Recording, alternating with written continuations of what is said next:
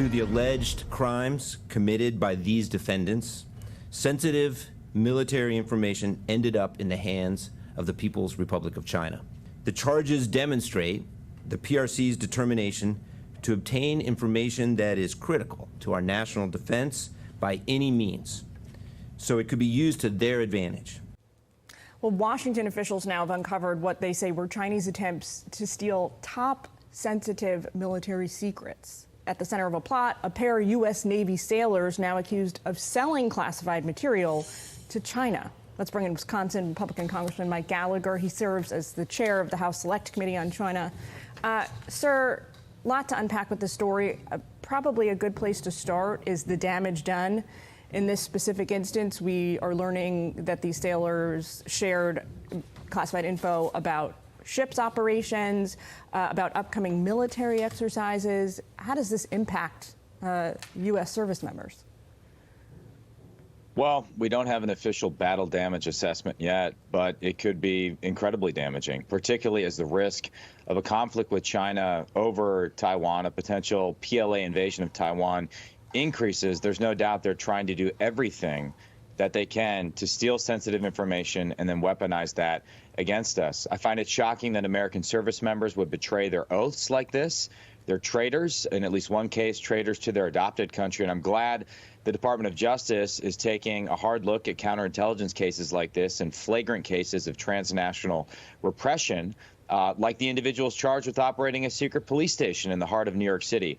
You know, everyone knows the KGB from the old Cold War, but very few Americans are aware of the MSS, the Ministry of State Security in China. It's its main intelligence gathering and espionage gathering organization. It also functions as a kind of domestic secret police within China. It's far larger than the CIA. It's operating widely within the United States. We need to raise awareness and make sure we're guarding against this. You mentioned, sir, how shocking it is to learn of service members, betraying country in this specific manner, selling information to U.S. adversaries. It is becoming less and less surprising, though, in the wake of more and more insider threats like this emerging, especially among the military. What can be done about that sort of system-wide?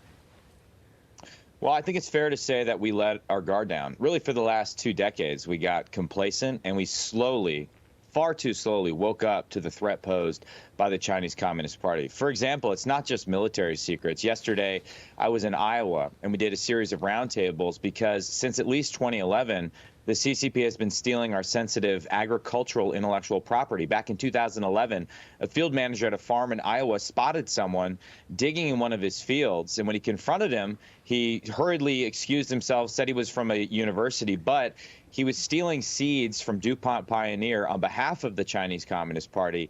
He was then sentenced in federal court for conspiracy to steal trade secrets. So it's all across the board, from sensitive military secrets to sensitive agricultural secrets. The FBI has estimated that China steals between $225 to $600 billion worth of American intellectual property and trade secrets every single year.